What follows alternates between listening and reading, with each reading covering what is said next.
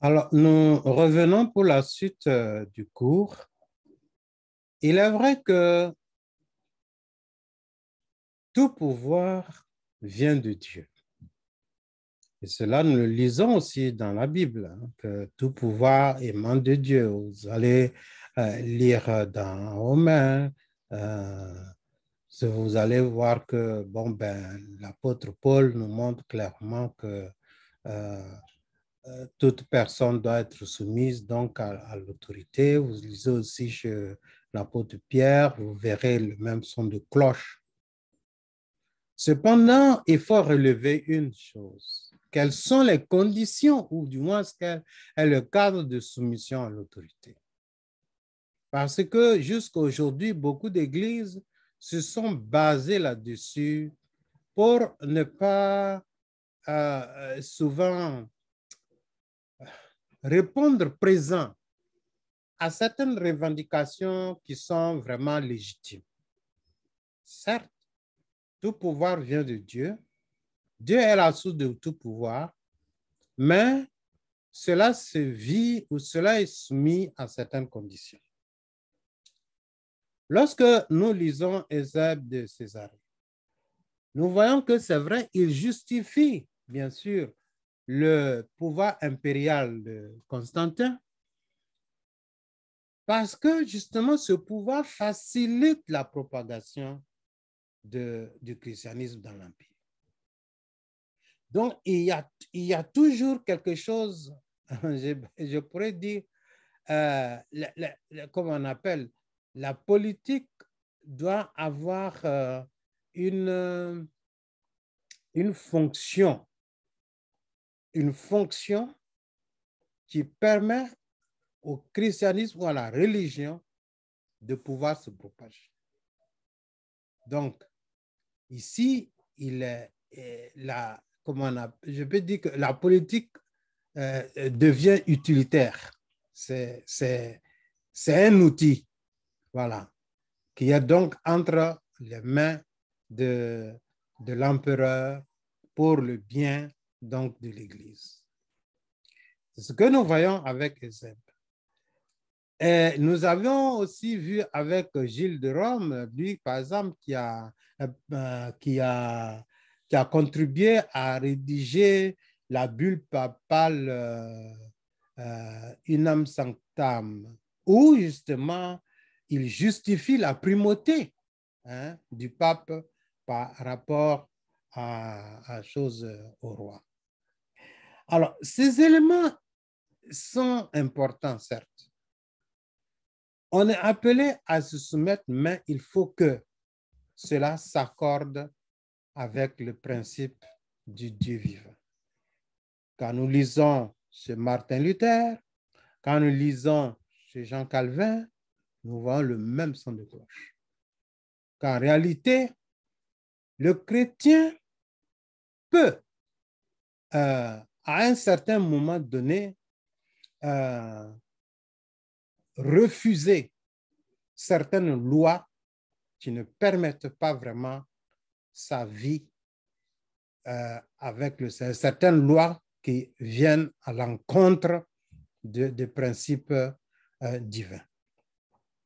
Donc, on ne se soumet pas pour se soumettre, mais il faudrait que les individus et les églises soient capables de dire non à certaines réalités politiques, à certaines lois politiques, si ces lois ne s'accordent pas avec la loi de Dieu.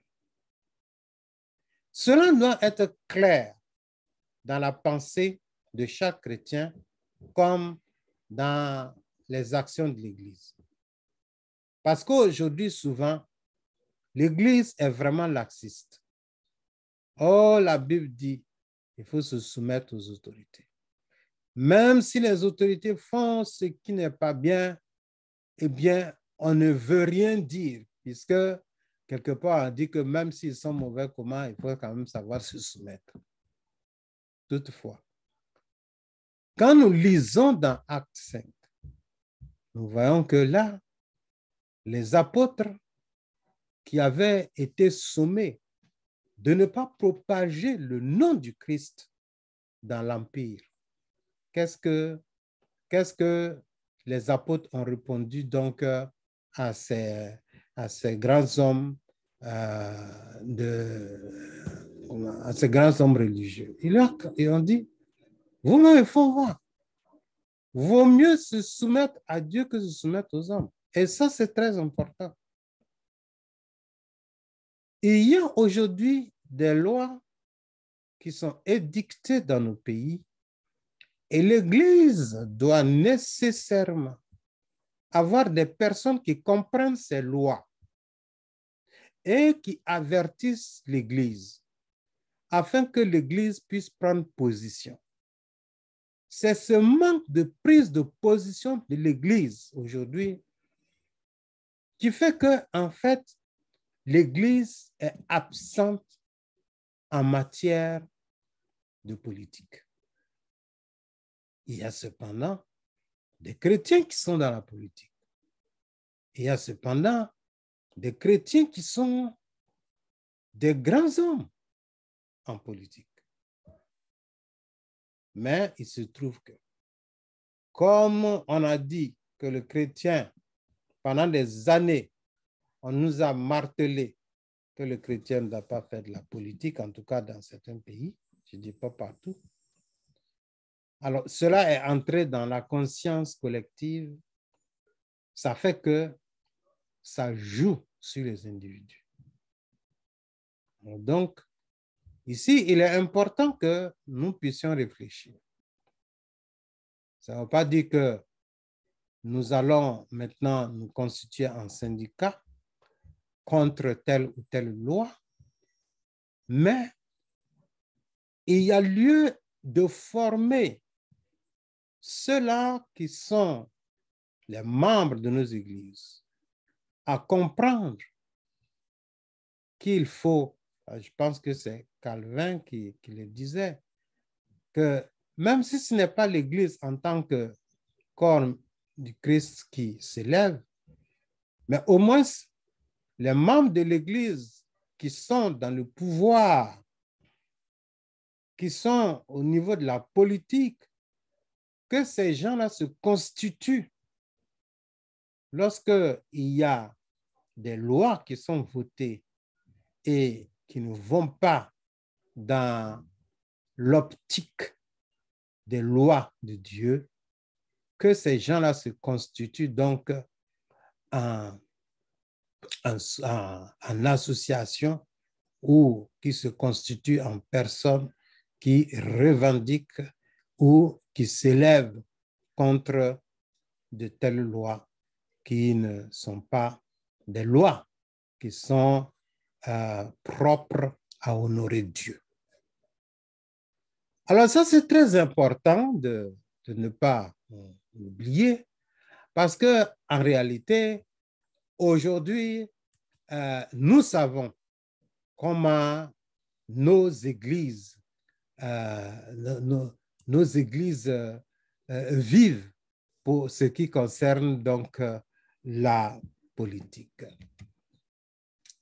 Alors, ceci étant dit, allons un peu plus loin pour voir les analogies. Parce que si tout pouvoir émane de Dieu et que l'empereur est appelé, ou le roi, ou celui qui exerce le pouvoir est appelé à puiser dans cette source, à agir selon le modèle divin, d'autres pensent que la théologie politique, ou du moins lorsque nous parlons de Trinité, la Trinité a des analogies en ce qui concerne les structures politiques. Ernst Kantorowicz, dans les deux corps du roi, met en évidence cette analogie. Il parle de la doctrine des deux corps du Christ. Le corps physique du Christ, mais aussi le corps mystique du Christ qui est l'Église. Il met cela en parallèle avec les deux corps du roi, c'est-à-dire le corps physique du roi, mais aussi son corps politique, qui est donc le royaume ou la couronne. Il dégage de là une théologie politique du roi par analogie donc avec le Christ. Donc, de la même manière que le Christ a deux corps, ainsi en est-il du monarque qui a deux corps, son corps physique, mais aussi son corps politique. Alors donc, lorsque nous prenons cette analogie, cela nous ramène quand même à comprendre la place de l'Église en matière de questions d'exercice de pouvoir. Et c'est pourquoi il importe de comprendre ces éléments d'analogie. De même, lorsque Hobbes présente l'État comme un Dieu mortel pour justifier le pouvoir absolu du Léviathan, ou lorsque Smith, l'un donc des grands hommes en matière de théologie politique, s'efforce de montrer que la souveraineté politico-juridique présente une analogie avec l'omnipotence de Dieu. Il formule chacun une théologie politique de la puissance de l'État par analogie à l'omnipotence divine. Donc, nous voyons ici toute la puissance que, n'est-ce pas, l'État porte, toute la puissance que l'État exerce. Mais cette puissance-là, bien sûr, peut être comprise comme ce que Dieu exerce comme puissance dans le monde. Voici donc les analogies que les uns et les autres relèvent par rapport donc à la Trinité et au pouvoir. Alors, ceci étant dit, concluons cette partie en disant ceci. Deux choses sont à retenir. La première, c'est que dans la Trinité, nous voyons, comme quelqu'un l'a dit, la Trinité est comme une société. Une société dans laquelle vivent trois personnes, mais trois personnes d'une même entité.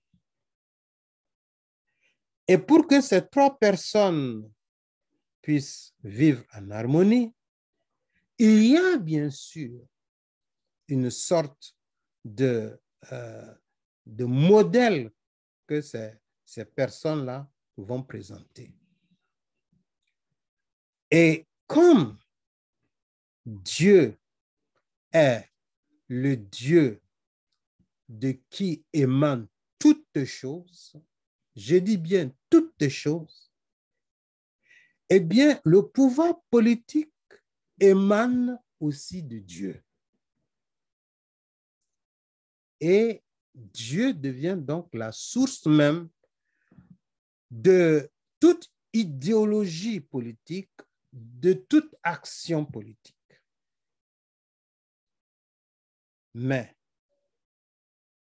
même si nous croyons que Dieu est la source de tout pouvoir, comme la Bible nous le dit, que toute autorité vient de Dieu, c'est ce que la Bible nous dit.